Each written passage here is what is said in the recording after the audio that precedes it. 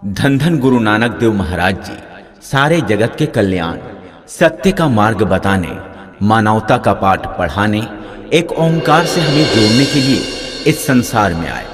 अंधकार से हमें निकाल प्रकाश की ओर और अधर्म से धर्म की ओर ले जाने वाले धन गुरु नानक देव महाराज जी के जीवन के कुछ भागों को दिखाने का प्रयास हम इस डॉक्यूमेंट्री के जरिए कर रहे हैं। हमें मालूम है कि ये कार्य हमारे लिए मुश्किल ही नहीं, नामुमकिन है कि हम धन गुरु नानक देव महाराज जी के जीवन इतिहास से आपको रूबरू भी करा सकें, क्योंकि इसके लिए अगर समंदर के पानी को स्याही बनाकर भी लिखें और जग के सारे शब्दों का उपयोग भी करें तो ये सारे शब्द मिलकर भी धन गुरु नानक देव महाराज जी के जीवन इतिहास और उनकी महिमा का बखान नहीं कर सकेंगे। धन गुरु नानक देव महाराज जी के जीवन से जुड़ी 2-3 वाक्यों घटनाओं को दर्शाने का हमारा ये प्रयास है। हमारी कोशिश में कुछ कमी रह जाए तो इसके लिए हम आपसे क्षमा प्रार्थी हैं। एक ऐसा युग जब शासक प्रजा पर बड़ा अत्याचार करते थे, शासक के जुल्मों से जनता त्राही त्राही कर उठी थी, हर ओर अज्ञान का अंधकार फैला हुआ था, धार्मिक आस्थाओं को जबरन खंडित किया जा रहा था और शासन द्वारा बलपूर्वक बादशाह के हुक्म को मानने के लिए जनता को विवश किया जाता था। लोग एक दूसरे से जाति और धर्म के आधार पर नफरत किया करते थे। हर तरफ जुल्म अत्याचार का बोलबाला था। गरीबों असहायों के दुख दर्द को दूर करने कोई मददगार सामने नहीं आता था। ऐसे समय में लोगों के दुखों को हरने, उन्हें सही मार्ग दिखाने, ज्ञान के प्रकाश को जलाने, समस्त जीव के कल्याण के लिए धन गुरु नानक देव महाराज जी ने इस धरती पर कार्तिक पूर्णिमा के दिन 15 अप्रैल 1469 को माता तृप्ता के कोख से जन्म लिया। धन गुरु नानक देव महाराज जी के पिता का नाम मेहता कालू राय था, जो कि खेती बाड़ी और व्यापार करते थे और साथ ही गांव के पटवारी भी थे। पाकिस्तान में लाहौर से 30 मील दूर तलवंडी में जिस स्थान पर गुरु नानक देव महाराज जी का जन्म हुआ उसे आज नानकाना साहिब के नाम से जाना जाता है। गुरु नानक देव महाराज जी के जन्म पर विद्वान पंडित गोपाल दास ने भविष्यवाणी करते हुए कहा था कि ये बालक ईश्वर का अवतार है, जो जगत के कल्याण हेतु पृथ्वी पर आया है। प्रधान पटवारी मेहता कालू राय बेदी के घर गुरु नानक देव महाराज जी का लालन पालन बड़े लाड प्यार से होने लगा। गुरु नानक देव महाराज जी के जन्म से पहले माता तृप्ता ने एक पुत्री को जन्म दिया था, जिनका नाम नानकी था। बहन की वजह से ही भाई का नाम नानक पड़ा था, जबकि बहन का नाम उनके ननिहाल में रहने के कारण नानकी पड़ा था। बड़ी बहन नानकी अपने छोटे भाई गुरु नानक देव महाराज जी का बहुत ध्यान रखती थी। धन गुरु नानक देव महाराज जी का बचपन तलवंडी गांव में ही गुजरा। उनका मन बचपन से ही अध्यात्म की तरफ रहने लगा। वे सांसारिक सुख से परे रहा करते। उनके साथ ही जब खेल कूद में अपना समय व्यतीत करते तो वे आंखों को बंद कर आत्मचिंतन में निमग्न हो जाते। 7-8 साल की उम्र में स्कूल छूट गया, क्योंकि भगवत प्राप्ति के संबंध में इनके प्रश्नों के आगे अध्यापक ने हार मान ली तथा वे इन्हें ससम्मान घर छोड़ने आ गए, जिसके बाद वे अपना सारा समय आध्यात्मिक चिंतन और सत्संग में गुजारने लगे। बचपन से ही धन गुरु नानक देव महाराज जी के आध्यात्मिकता की ओर झुकाव को देखकर उनके पिता कालू परेशान रहने लगे एवं उन्हें भैंसे चराने का काम दे दिया गया। एक बार भैंसे चराते चराते धन गुरु नानक देव महाराज जी सो गए। भैंसे एक किसान के खेत में चली गई और सारी फसल चर डाली। खेत मालिक शोर शराबा करने लगा, मगर जब उसका खेत देखा गया तो सभी आश्चर्य में पड़ गए, क्योंकि फसल का एक पौधा भी नहीं चरा गया था। एक बार की बात है, गुरु नानक देव महाराज सतकरतार के ध्यान में डूबे एक पेड़ के नीचे लेट गए। कुछ देर में ही उन्हें गहरी नींद आ गई। कुछ देर बाद बालक नानक के चेहरे पर धूप पड़ने लगी। उसी समय एक सफेद रंग का बड़ा सांप वहां आया और अपना फन इस तरह से फैलाकर खड़ा हो गया कि धूप गुरु नानक देव महाराज जी के चेहरे पर पड़ ना सके। जब तक धूप पड़ती रही, वह सांप अपना फन फैलाए इधर उधर सरकता रहा। उसी समय नगर का शासक राय बुलार घोड़े पर सवार अपने कारिंदे के साथ उधर से निकला। उस दृश्य को देखकर दोनों ठिठक कर खड़े हो गए। राय बुलार ने अपने कारिंदे से कहा, देखो, ये बालक कोई साधारण बालक नहीं है। बड़ा होकर यह बालक या तो सम्राट बनेगा या फिर कोई महान गुरु। बचपन के समय में कई चमत्कारिक घटनाएं घटी, जिन्हें देखकर गांव के लोग इन्हें दिव्य व्यक्तित्व मानने लगे। बचपन के समय से ही इनमें श्रद्धा रखने वालों में इनकी बहन नानकी तथा गांव के शासक राय बुलार प्रमुख थे। सन 1485 ईस्वी में धन गुरु नानक देव महाराज जी का विवाह बटाला निवासी मूला की कन्या सुलखनी से हुआ।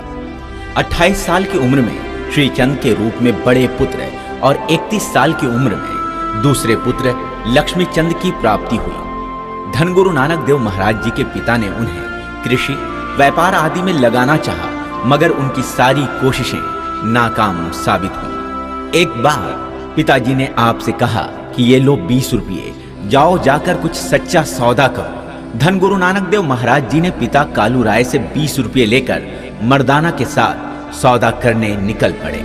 वो एक मेले में पहुंचे, जहां साधु संत बड़ी संख्या में भूखे प्यासे थे। धन गुरु नानक देव महाराज जी ने सभी को भरपेट लंगर खिलाया और उन्हें दान पुण्य भी किया और फिर वापस लौट आए। पिताजी को जब ये बात पता चली तो उन्होंने गुस्से में आकर धन गुरु नानक देव महाराज जी को एक थप्पड़ जड़ते हुए कहा कि मैंने सौदा करने के लिए ये पैसे दिए थे। इसका जवाब देते हुए बड़े ही संतुष्टि भरे शब्दों में आपने कहा, पिताजी, यही तो है सच्चा सौदा। बता दें कि धन गुरु नानक देव महाराज जी द्वारा उस समय शुरू की गई लंगर की प्रथा आज भी दुनिया भर में हर गुरुद्वारे में शुरू है, जहां संगत को लंगर बरताया जाता है। नवंबर 1504 में उनकी बड़ी बहन नानकी के पति यानी उनके बहनोई जयराम ने धन गुरु नानक देव महाराज जी को अपने पास सुल्तानपुर बुला लिया। नवंबर 1504 से अक्टूबर 1507 तक वे सुल्तानपुर में ही रहे। अपने बहनोई जयराम की कोशिशों से वे सुल्तानपुर के गवर्नर दौलत खां के यहाँ मादी रख लिए गए। वे अपनी कमाई का ज्यादातर हिस्सा गरीबों और साधुओं को दे देते। कभी कभी वे पूरी रात परमात्मा के भजन में ही गुजार देते थे। धन गुरु नानक देव महाराज जी हर सुबह बेई नदी में नहाने के लिए जाया करते थे। कहते हैं एक दिन वे नहाने के लिए गए तो 3 दिन तक वापस नहीं लौटे, और जब वो वापस लौटे तो जपजी साहिब की बाणी उनके मुख से निकल रही थी। इस घटना के बाद वे अपने परिवार का भार अपने ससुर मूला को सौंपकर मर्दाना, भाई लहना, बाला और रामदास इन 4 साथियों को लेकर तीर्थ यात्रा के लिए निकल पड़े और ये चारों ओर घूमकर धर्म का प्रचार प्रसार करने लगे। सन 1521 ईस्वी तक इन्होंने 3 यात्रा चक्र पूरे किए, जिनमें भारत, अफगानिस्तान, फारस और अरब के मुख्य स्थान शामिल थे। इन यात्राओं को पंजाबी में उदासियां कहा जाता है। धर्म के प्रचार प्रसार के लिए की गई यात्रा में इन्होंने बहुतों का हृदय परिवर्तन किया, ठगों को साधु बनाया, अहंकारियों का अहंकार दूर कर उन्हें इंसानियत का पाठ पढ़ाया। धन गुरु नानक देव महाराज जी का व्यक्तित्व असाधारण था। संगत पर उनके विचारों का खासा असर हुआ। उनमें पैगंबर, दार्शनिक, राजयोगी, गृहस्थ, त्यागी, धर्म सुधारक, कवि, संगीतज्ञ, देशभक्त, विश्वबंधु आदि सभी गुण मौजूद थे। जातिगत दुश्मनी को खत्म करने के लिए गुरुजी ने संगत की परंपरा भी शुरू की, जहां हर जाति के लोग साथ साथ जुटते थे, प्रभु आराधना किया करते थे। गुरुजी ने अपनी यात्राओं के दौरान हर उस शख्स के अतिथि सत्कार को स्वीकार किया, उनके यहाँ भोजन किया जिसने भी उन्हें प्रेम के साथ आमंत्रित किया। धन गुरु नानक देव महाराज जी ने विभिन्न समुदायों के साधु महात्माओं के साथ सत्संग किया और संसार को मानवता का संदेश दिया। बड़े बड़े ज्ञानी महापुरुष, साधु संत भी आपकी बातों से सहमत नजर आते थे।